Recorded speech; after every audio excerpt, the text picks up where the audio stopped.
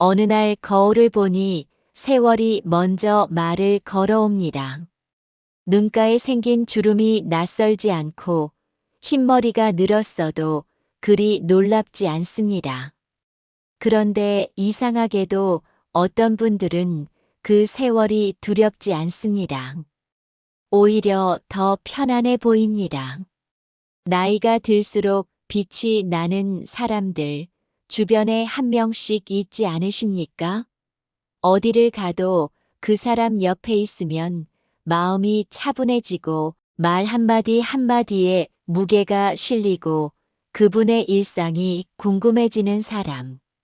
오늘은 그런 분들 이야기를 하겠습니다. 50대를 넘기면 묘한 감각이 찾아옵니다. 시간이 유독 빠르게 흐르는 것 같은 느낌. 하루가 눈 깜짝할 새 지나가고 한 해 한 해가 손 사이로 모래처럼 빠져나가는 기분. 이건 착각이 아닙니다. 실제로 뇌과학 연구들은 나이가 들수록 시간을 처리하는 뇌의 방식이 달라진다고 말합니다.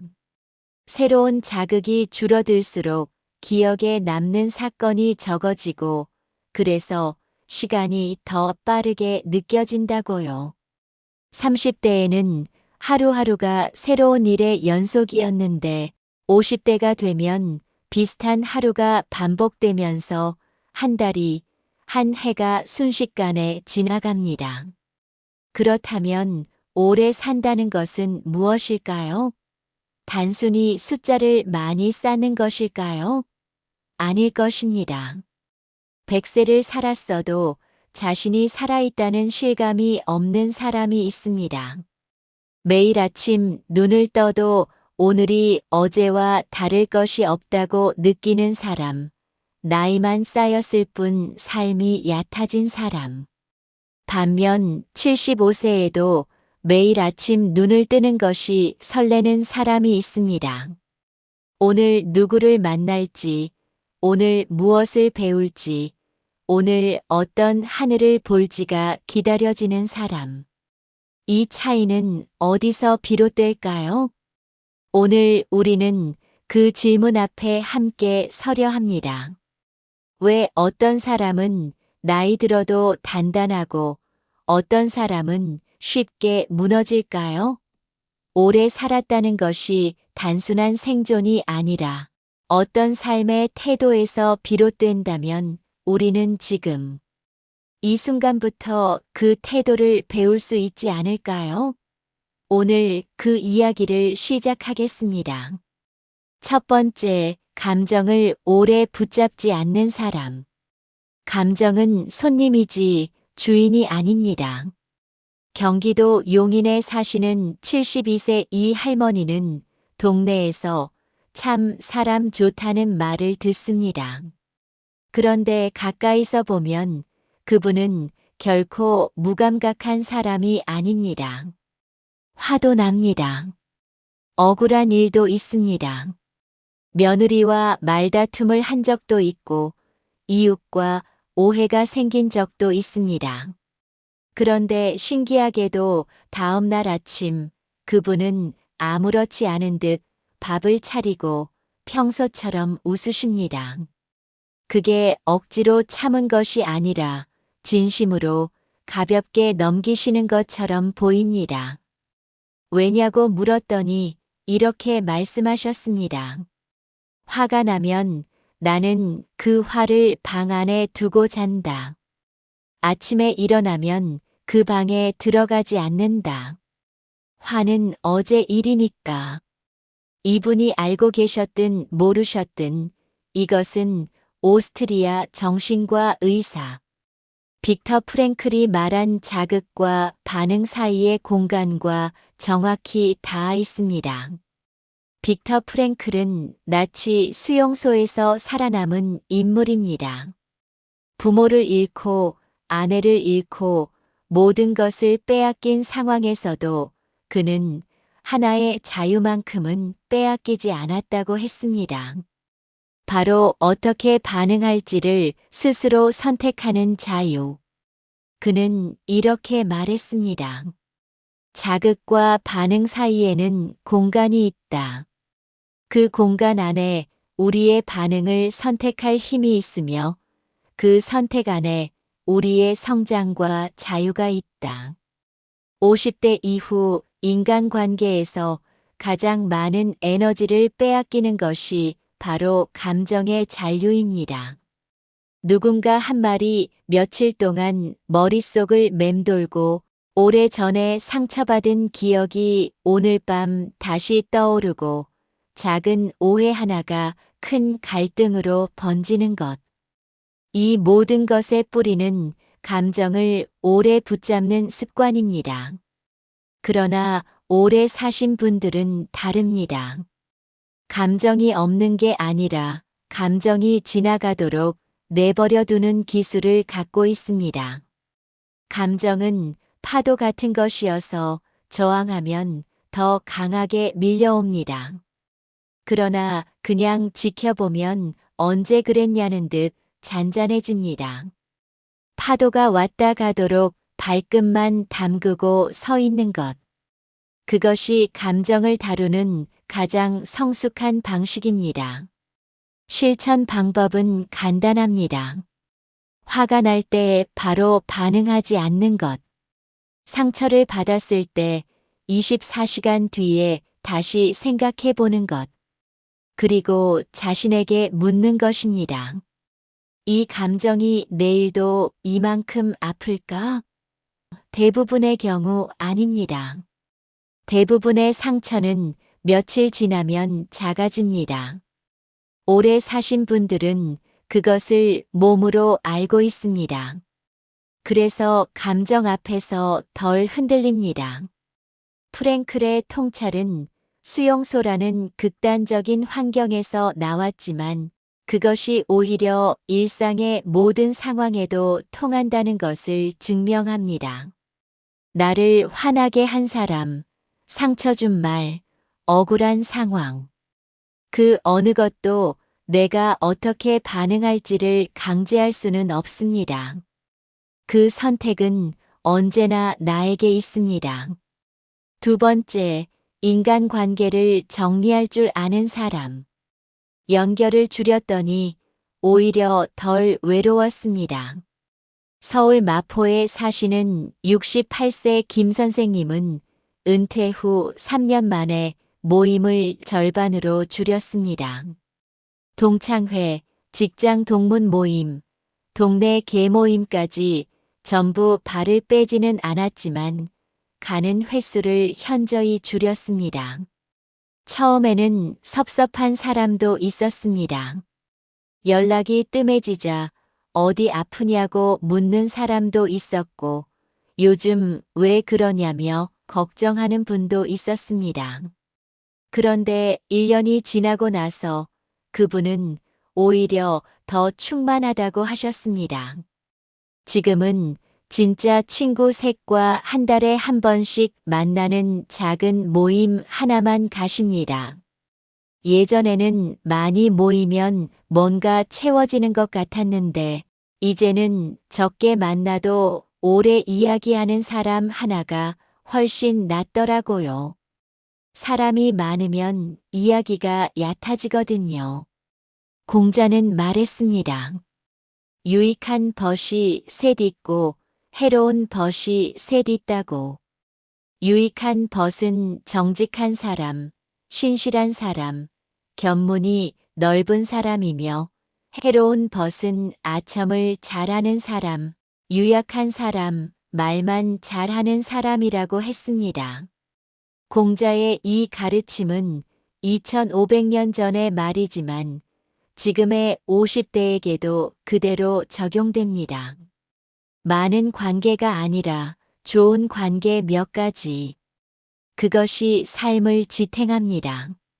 나이가 들수록 관계의 질이 중요해집니다. 많은 사람과 얕게 연결되어 있으면 외로움이 줄어드는 것 같지만 오히려 진짜 연결감이 희박해집니다. 소모적인 관계, 나를 지치게 만드는 관계, 만나고 나면 허탈한 관계, 비교나 과시만 오가는 관계. 이런 관계를 과감히 줄이는 것은 냉정함이 아닙니다. 자신과 남은 시간을 존중하는 일입니다. 하버드 대학교의 성인 발달 연구는 무려 80년에 걸쳐 사람들을 추적 조사했습니다. 그 결과 가장 행복하고 건강하게 나이 든 사람들의 공통점은 재산도 명예도 건강도 아니었습니다. 바로 관계의 질이 높다는 것이었습니다. 깊고 따뜻한 관계 속에 있는 사람은 더 오래, 더 건강하게 살았습니다. 오래 사신 분들은 거의 예외 없이 관계의 크기를 줄이고 깊이를 늘리셨습니다. 세 번째, 욕심보다 평온을 선택한 사람. 경쟁에서 내려오는 순간 비로소 나를 찾았습니다. 인천에서 작은 문구점을 운영하시는 74세 박 사장님은 젊었을 때 사업을 크게 키우고 싶었습니다. 직원도 늘리고 지점도 내고 싶었습니다. 실제로 한때는 2개의 가게를 운영했습니다. 그러나 50대 중반에 건강이 무너지고 심장에 이상이 생기면서 그분은 생각을 바꾸셨습니다. 지점을 정리하고 지금 이 작은 가게 하나를 잘 유지하는 것으로 충분하다는 결정을 하셨습니다. 주변에서는 아깝다고 했습니다. 그게 벌써 20년 전입니다. 처음엔 포기라고 생각했는데 이제 보면 선택이었어요. 더 키우려다 다 잃은 친구들도 많이 봤거든요. 나는 내 리듬대로 살자고 했는데 결국 그게 제일 오래가는 방법이었습니다. 마하트마 간디는 말했습니다. 지구는 우리의 필요를 충족할 만큼의 자원은 있지만 인간의 욕심을 충족할 만한 자원은 없다고. 이 말은 환경에 관한 이야기이기도 하지만 한 개인의 삶에도 그대로 적용됩니다. 우리에게는 충분한 삶을 위한 역량은 있습니다. 그러나 끝없는 욕망을 위한 에너지는 없습니다. 간디는 평생을 통해 더 많이가 아니라 더 깊이를 택했습니다. 소유를 줄이고 본질에 집중하는 삶. 그것이 그를 오히려 더 강하게 만들었습니다. 50대 이후의 삶에서 가장 중요한 전환점 중 하나는 바로 이것입니다. 남들과의 경쟁에서 자신만의 리듬으로 무게 중심을 옮기는 것. 이것이 포기가 아니라 진짜 선택임을 아는 것. 욕심을 내려놓은 자리에 무엇이 들어오는지 실제로 경험해 보신 분들은 압니다. 그 자리에는 고요함이 들어옵니다. 고요함이 들어온 사람은 쉽게 흔들리지 않습니다. 50대 이후 당신에게 진짜 필요한 것은 무엇입니까? 더 큰 집입니까? 아니면 더 편안한 저녁입니까? 더 많은 돈입니까? 아니면 덜 불안한 마음입니까? 그 질문에 정직하게 답할 수 있다면 이미 절반은 온 것입니다. 네 번째, 몸을 아끼는 사람. 무리하지 않는 것이 가장 강한 지구력입니다. 경남 통영에 사시는 81세 윤 할아버지는 하루도 빠지지 않고 30년째 아침 산책을 하십니다. 비가 와도 우산을 쓰고 나가시고 몸이 좀 무거운 날에는 짧게 15분만 걸으십니다. 특별한 운동을 하신 적이 없습니다. 헬스장도 등산도 아닙니다. 그냥 동네 한 바퀴. 그것뿐입니다. 그런데 이분은 80세가 넘도록 병원 신세를 거의 지지 않으셨습니다. 젊었을 때는 무조건 많이 해야 한다고 생각했어요. 많이 일하고 많이 먹고 많이 움직여야 한다고. 근데 지금 생각해보면 꾸준히가 많이보다 훨씬 나은 것 같습니다. 몸도 사람처럼 대접을 받으면 오래 가는 것 같아요. 헬렌 켈러는 눈도 보이지 않고 귀도 들리지 않는 상태에서 세상과 연결되었습니다. 그녀는 말했습니다. 세상에서 가장 아름다운 것들은 눈으로 볼 수 없고 손으로도 만질 수 없다. 단지 가슴으로만 느낄 수 있다고. 이 말을 신체에 대한 태도에 적용하면 이렇게 됩니다. 몸이 주는 신호를 느끼고 듣는 것. 피곤하다는 신호, 무리한다는 신호, 쉬고 싶다는 신호. 그것에 귀 기울이는 것이야말로 몸을 아끼는 가장 기본적인 태도입니다. 헬렌 켈러는 감각이 없었지만 오히려 그렇기 때문에 더 섬세하게 세상을 느꼈습니다. 우리는 멀쩡한 몸을 가지고도 몸의 신호를 무시하고 삽니다. 오래 사신 분들의 공통점 중 하나는 자신의 몸에 폭력적이지 않다는 점입니다. 억지로 참고, 억지로 버티고, 억지로 밀어붙이는 것을 미덕으로 여기지 않습니다. 힘들면 멈추고, 아프면 쉬고, 피곤하면 자는 것.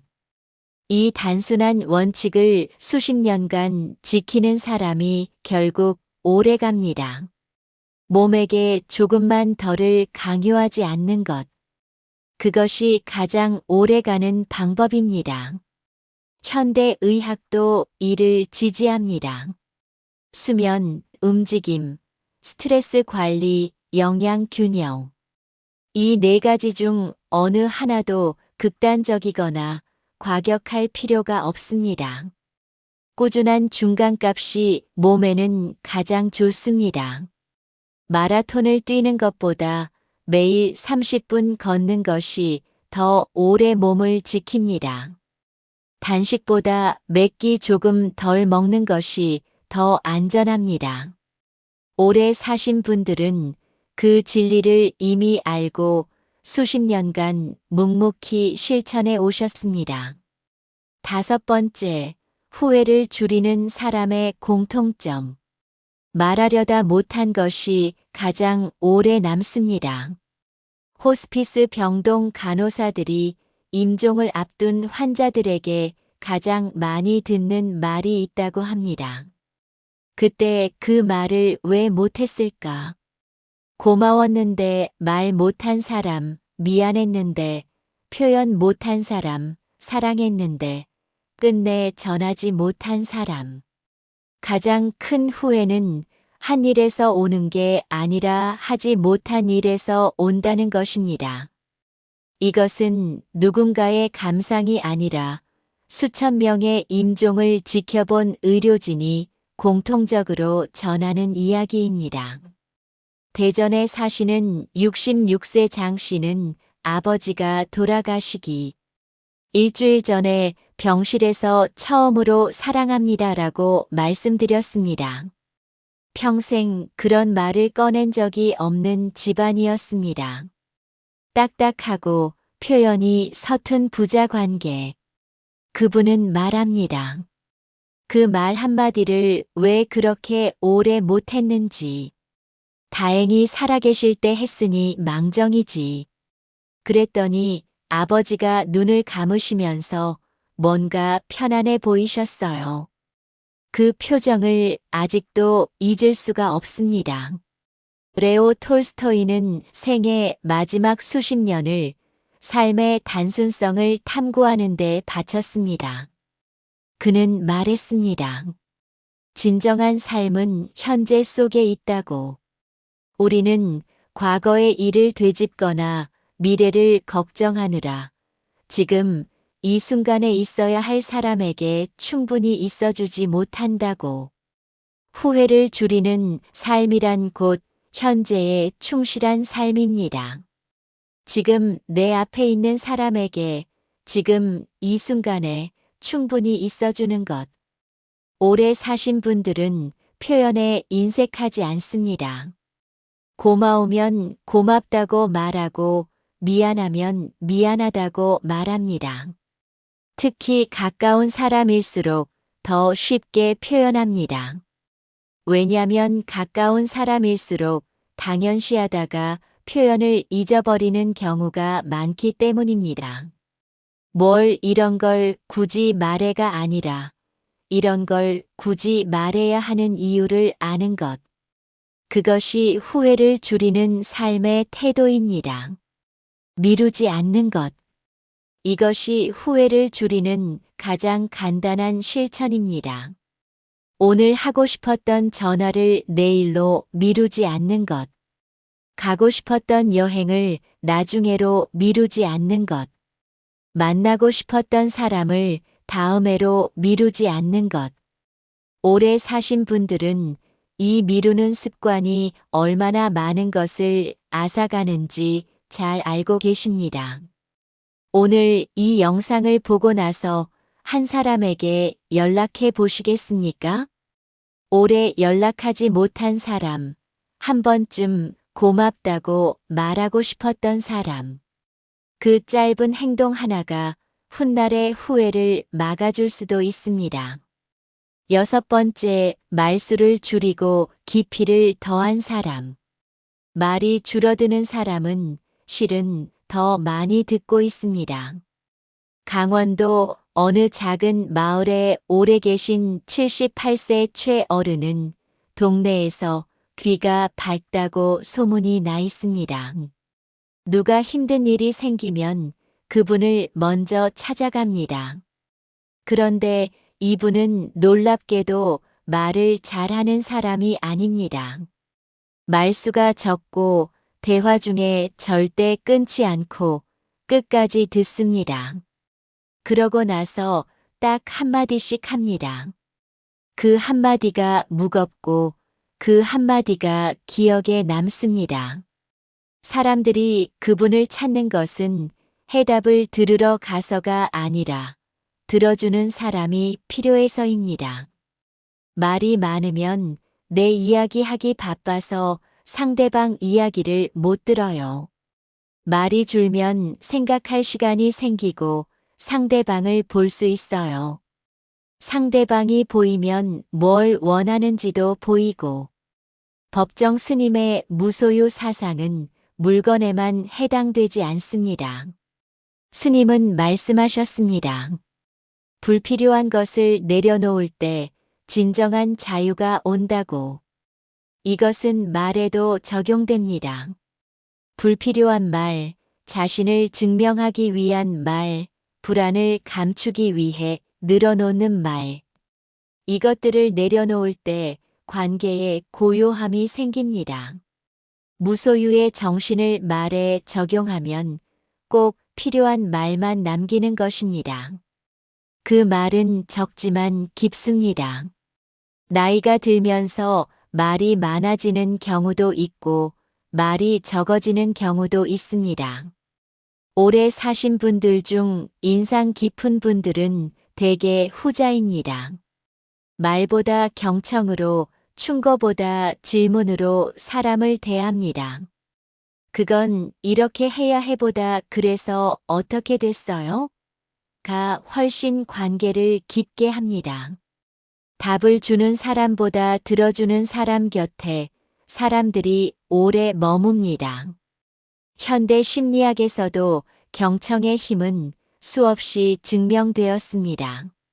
잘 들어주는 것만으로도 상대방의 불안이 줄고 자신감이 높아지고 관계의 신뢰가 올라갑니다. 말을 잘하는 사람이 존경받는 시대도 있었지만 잘 듣는 사람이 더 깊이 사랑받습니다. 그리고 사랑받는 사람 곁에는 언제나 사람이 있습니다. 오래 사신 분들이 외롭지 않은 이유 중 하나가 바로 이것입니다. 7번째, 의미를 잃지 않은 사람. 살아야 할 이유가 하나라도 있는 사람은 무너지지 않습니다. 빅터 프랭클은 아우슈비츠 수용소에서 이 사실을 목격했습니다. 살아남은 사람들에게는 하나의 공통점이 있었습니다. 살아야 할 이유가 있는 사람들이었다고. 누군가를 다시 만나야 한다는 것, 마쳐야 할 일이 있다는 것, 증언해야 할 진실이 있다는 것. 그 작은 이유 하나가 사람을 살게 했습니다. 반면 아무런 이유가 없는 사람은 몸이 멀쩡해도 먼저 무너졌습니다. 의미는 생존의 문제였습니다. 부산에 사시는 76세 손 선생님은 은퇴 후 처음 2년이 가장 힘드셨다고 합니다. 아무것도 할 게 없는 느낌. 아무도 나를 필요로 하지 않는 느낌.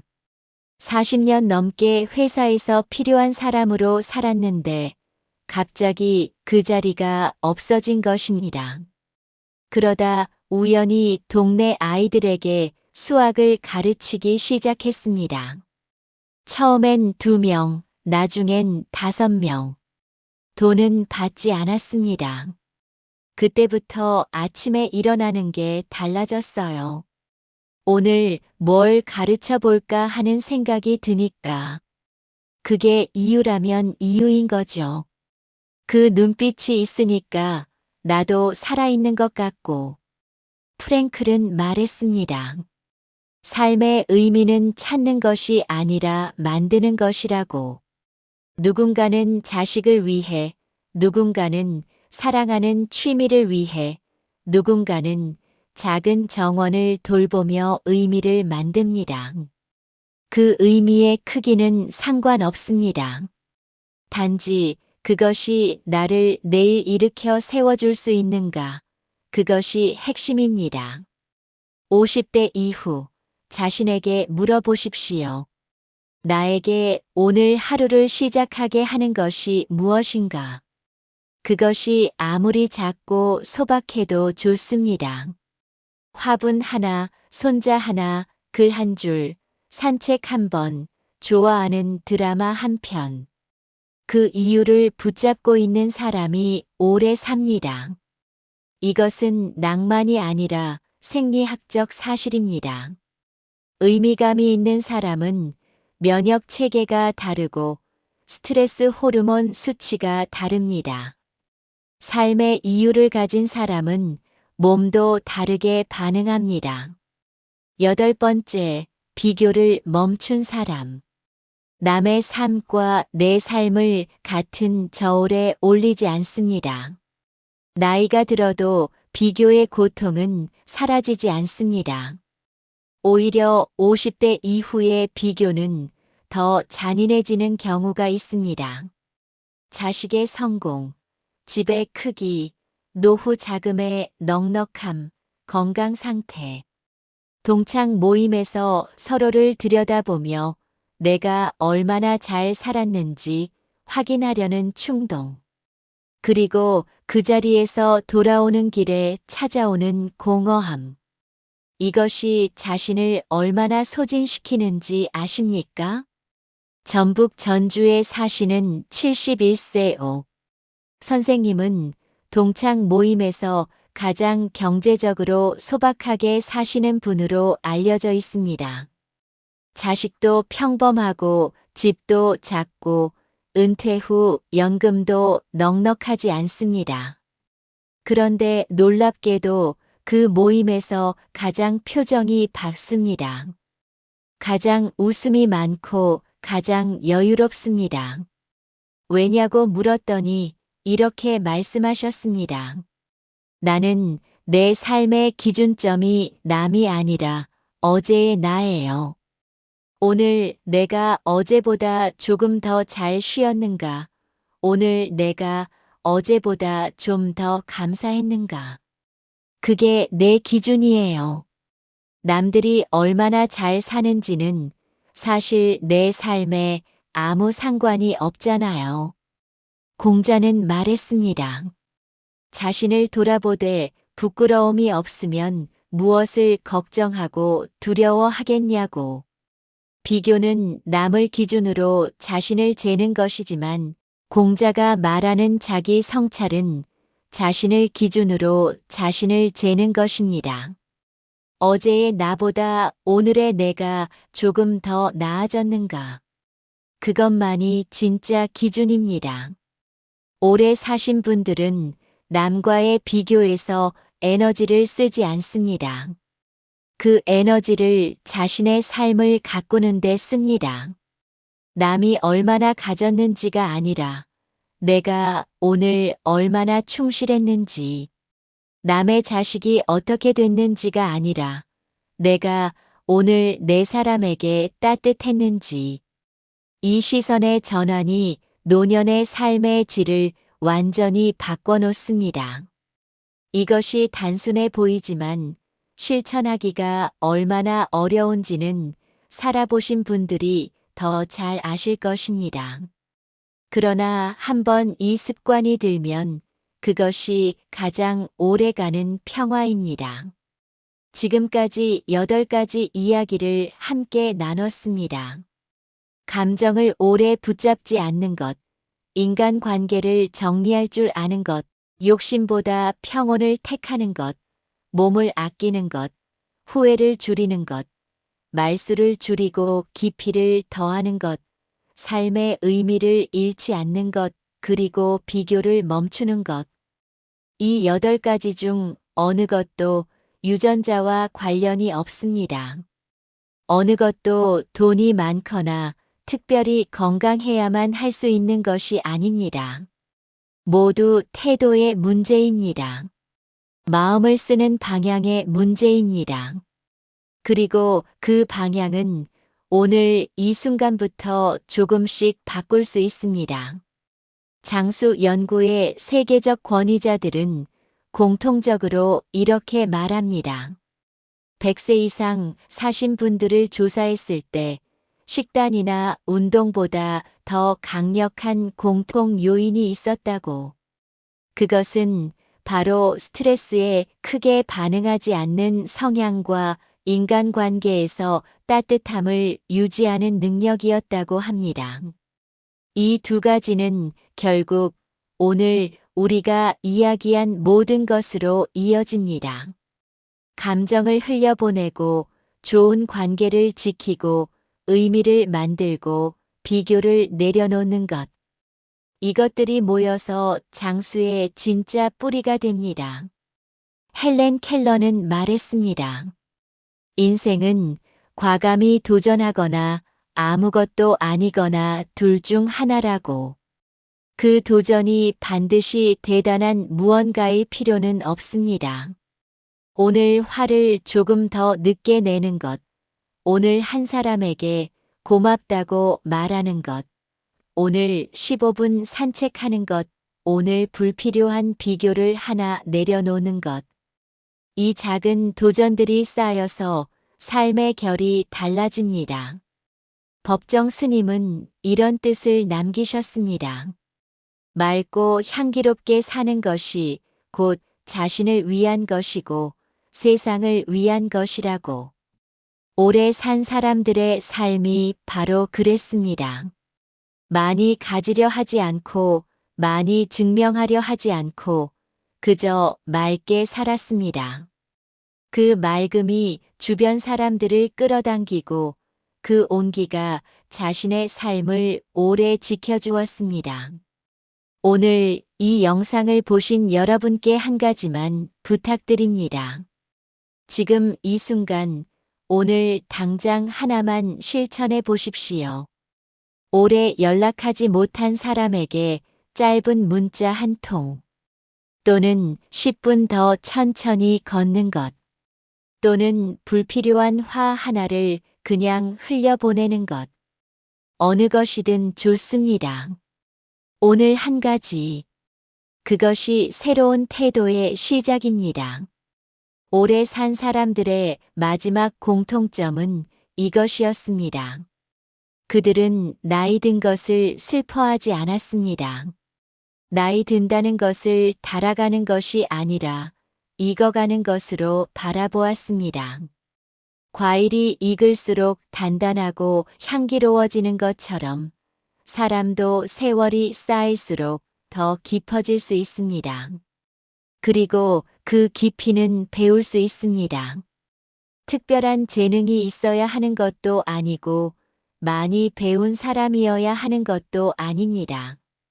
지금 이 자리에서, 지금 이 나이에서 시작할 수 있습니다. 오래 산다는 것은 많이 버텼다는 뜻이 아닙니다. 많이 내려놓았다는 뜻일지도 모릅니다. 오늘도 함께 해주셔서 감사합니다. 세월이 여러분의 적이 아니라 여러분의 이야기임을 기억해 주십시오. 다음에도 깊은 이야기로 찾아오겠습니다.